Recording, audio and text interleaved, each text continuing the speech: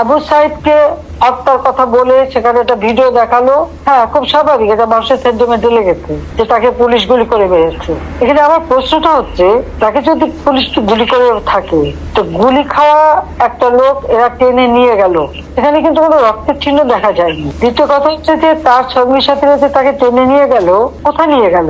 যার গুলি লাগবে তাকে তো সাথে সাথে হাসপাতালে নেওয়ার কথা, হাসপাতালে নেবে, অপারেশন করে বুলেট বের করে তাকে বাঁচাবার চেষ্টা করবে।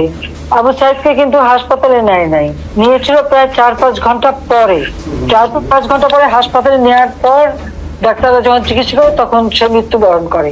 তার মাথায় আর একটা ভিডিওতে দেখা গেছে তার মাথা, ওরা যখন পুলিশকে ঢিল মারছে, সেও পুলিশকে মারতে মারতে এগিয়ে যাচ্ছে, তার মাথায় একটা ঢিল এসে পড়ে, সে মাথায় হাত দেয়। তাহলে প্রশ্ন যে এই একটা সেন্টিমেন্ট তুলে তারা যে এতগুলি জীবন নিয়ে খেললো, এর জবাবকে দেখবে।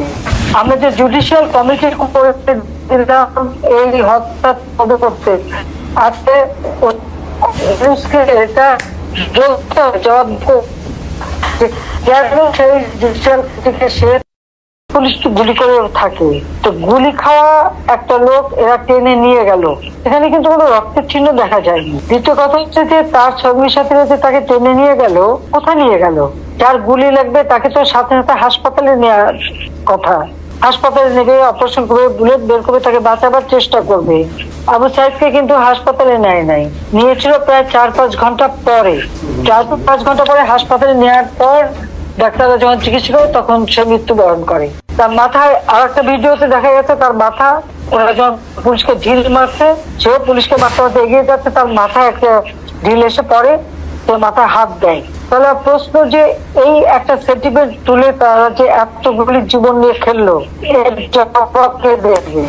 আমরা যে জুডিশিয়াল কমিটি করে দিলাম এই হত্যা তদন্ত করতে, আজকে এটা জবাব সেই জুডিশিয়াল কমিটিকে সে